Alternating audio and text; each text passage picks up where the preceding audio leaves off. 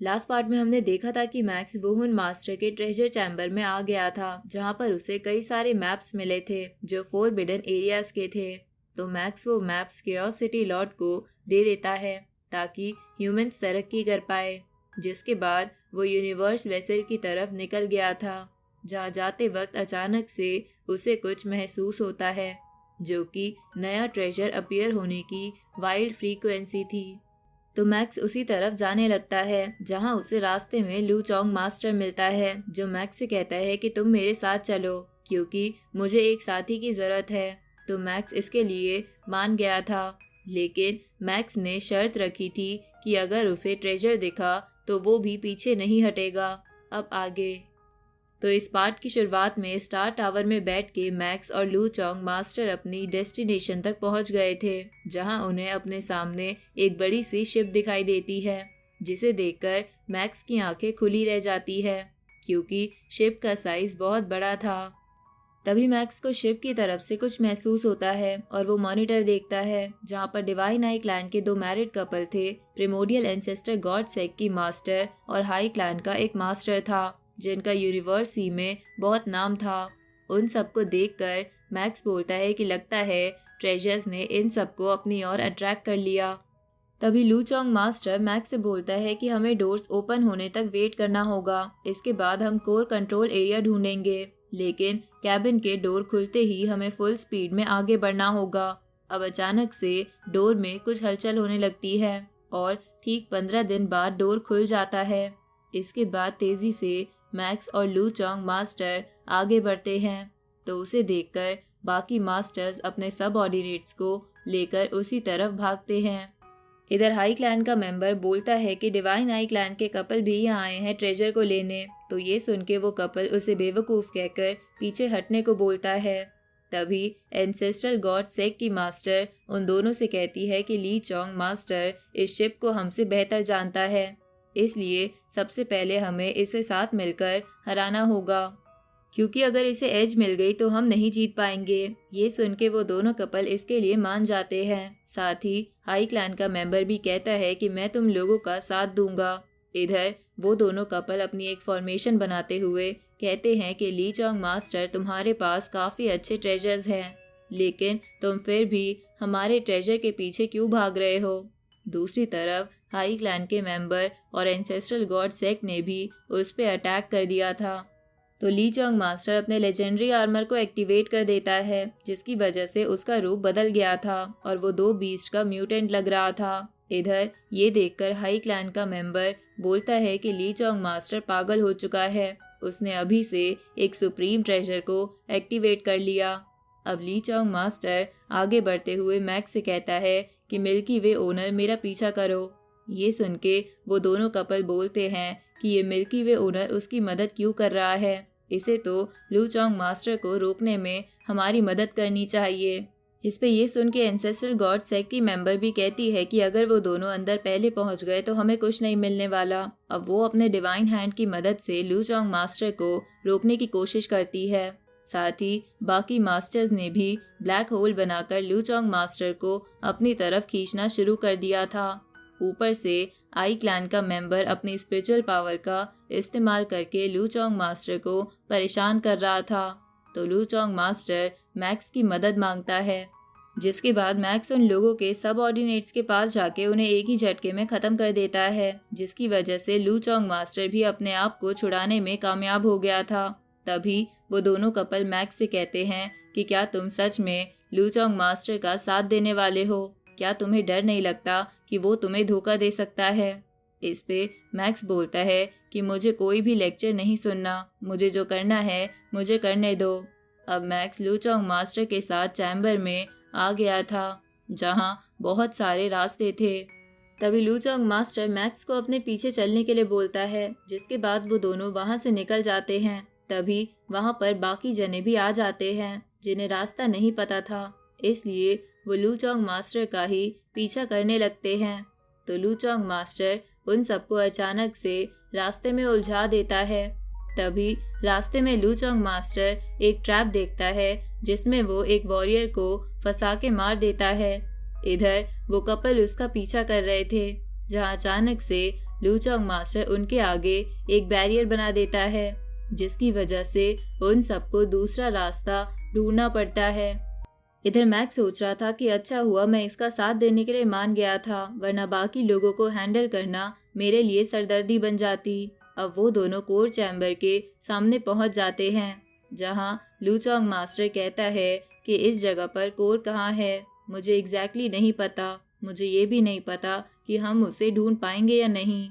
तभी मैक्स मन में सोचता है कि लू चोंग मास्टर, लगता है मुझसे तुम कुछ छुपा रहे हो। अब वो चैम्बर एकदम से ओपन होता है और वो अंदर जाते हैं, जिसके बाद तुरंत ही मैक्स बोलता है कि चाहे कुछ भी हो जाए मैं इन सब आइटम्स को क्लेम करके रहूंगा। लेकिन जैसे ही मैक्स ये ट्राई करता है तो वो कुछ भी क्लेम नहीं कर पाता। ये देखकर मैक्स मन में सोचता है कि लगता है लू चोंग मास्टर सच में कुछ छुपा रहा है। अब तो देखना पड़ेगा कि ये क्या करता है। इधर लू चोंग मास्टर मैक्स को मन में बेवकूफ़ बोलते हुए कहता है कि तुम्हें क्या लगा था कि कोर को कैसे कंट्रोल करते हैं, मैं तुमको इजीली बता दूंगा। अब लू चोंग मास्टर भी उन ट्रेजर्स को लेने की कोशिश करता है, लेकिन वो ऐसा नहीं कर पाता। ये देखकर वो बोलता है कि क्या इस जगह पर भी कोर कंट्रोल नहीं है। उसी वक्त वहाँ पर बाकी कल्टीवेटर्स आ जाते हैं, जहाँ वो कपल उससे कहता है कि कोर कंट्रोल हमें दे दो। इस पे लू चोंग बोलता है कि अगर वो मेरे पास होता तो क्या मैं तुम्हें यहाँ दिखाई देता। लेकिन वो दोनों उस पे अटैक करने के लिए आगे बढ़ने लगते हैं। उसी वक्त उन पे अचानक से बहुत ज़्यादा प्रेशर पड़ता है। तभी मैक्स पीछे देखता है, जहाँ उसके पीछे वाली चेयर पर कोई बैठा था, जो बोलता है कि मेरा नाम डुआन डोंग है, तुम मेरे खजाने के पास आए हो, या तो तुम इसे एक्सेप्ट करोगे या मरोगे। जिसके बाद वो बताता है कि मैंने काफ़ी लंबा सफ़र तय करा है, कई सारे रीइंकार्नेशन एरा को मैंने देखा है, लेकिन मेरे ट्रेजर्स को कोई हाथ नहीं लगा पाया। इधर मैक्स मन में सोचता है कि इनके नाम में वू है, जो कि अपने आप में एक लेगेसी है, तो इनके ट्रेजर्स भी लेजेंडरी होंगे। तभी डुआन डोंग बोलता है कि मैंने इस शिप को मॉडिफाई करा है, यहाँ पर कई सारे लाइफ और डेथ के ट्रायल्स हैं जिन्हें तुम्हें पास करना होगा, लेकिन उन्हें पास करने के बाद भी तुम में से एक को वो ट्रेजर मिलेंगे, बाकी सब मारे जाएंगे। इसके बाद वो उन लोगों से पूछता है कि क्या तुम रिस्क लेने के लिए तैयार हो। इधर ये सुन के लू चोंग मास्टर मन में सोचता है कि सीनियर का नाम काफ़ी ज़्यादा फेमस है, जिसकी वजह से इनके ट्रेजर्स भी काफ़ी लेजेंडरी होंगे, लेकिन फेल होने की कीमत भी काफ़ी बड़ी है। इधर हाई क्लैन का मेंबर ये सुन के थोड़ा एक्साइटेड हो गया था। इधर मैक्स मन में सोच रहा था कि इस जगह पर अगर मैं ना भी आता तब भी मैं एक यूनिवर्स मास्टर या ट्रू गॉड बन जाता, लेकिन अगर मैं ट्रू गॉड बन भी जाऊं तब भी मैं रीइंकार्नेशन एरा का सामना नहीं कर पाऊंगा। इसलिए मुझे ये चांस लेना ही होगा ताकि ह्यूमैनिटी का सर्वाइवल बना रहे। अब मैक्स इस चैलेंज को एक्सेप्ट कर लेता है, साथ ही हाई क्लैन का मेंबर भी इसके लिए मान गया था। तभी वो कपल्स भी आगे आते हैं। इधर लू चोंग मास्टर मन में बोलता है कि मुझे एडवेंचर पसंद है, इसलिए अगर मैं मर भी गया तो मुझे दुख नहीं होगा। अब वो भी आगे बढ़ के चैलेंज एक्सेप्ट कर लेता है। तभी डुआन डोंग बोलता है कि मैं तुम लोगों की बहादुरी की कदर करता हूँ, लेकिन सबसे पहले मुझे उन्हें एलिमिनेट करना होगा जो इसके लिए क्वालिफाई नहीं करते। तभी वो हाई क्लैन के मेंबर को देखकर कहता है कि इन सब में से तुम ही हो जिसके अंदर सोल नहीं है, और तुम फिर भी मेरे ट्रेजर्स लेने यहाँ आ गए। अब वो उस पर काफ़ी ज़्यादा प्रेशर डालने लगता है, जिसकी वजह से हाई क्लैन का मेंबर घुटनों पर आ गया था। तभी वो बोलता है कि मैं ये सब कुछ अपने क्लैन के लिए कर रहा हूँ, इसलिए मुझ पे दया करो।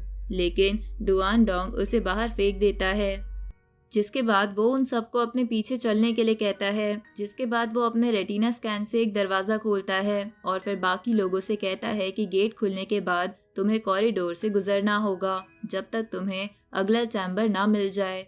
अब वो उन सबको कहता है कि तुम लोगों ने स्क्रीनिंग ट्रायल तो पास कर लिया है, अब इस टेस्ट की बारी है। अब वो मैक्स को छोड़ के बाकी सबको अंदर जाने को कहता है, तो वो कपल उससे पूछता है कि क्या मैक्स अंदर नहीं जाएगा। इस पे डुआन डोंग कहता है कि अगर तुम मुझसे सवाल पूछोगे तो मैं मानूंगा कि तुम पीछे हट गए हो, ये सुन के वो सभी अंदर चले जाते हैं, जिसके बाद डुआन डोंग दरवाज़ा बंद कर देता है। इसके बाद मैक्स उससे पूछता है कि आपने मुझे उन सब से अलग क्यों कर दिया। इस पे डुआन डोंग उससे बोलता है कि तुम बस इंतज़ार करो। इस तरफ हम अंदर की साइड एक बीस्ट को देखते हैं जिसके मुंह पर खून लगा हुआ था। दूसरी तरफ बाकी सब अंदर की तरफ बढ़ रहे थे। तभी वो कपल कहता है कि लगता है मैक्स को डुआन डोंग सपोर्ट कर रहा है, क्योंकि मैक्स ने कुछ एराज में ही यूनिवर्स मास्टर का टाइटल हासिल कर लिया। तभी लूचोंग मास्टर को कुछ अजीब महसूस होता है।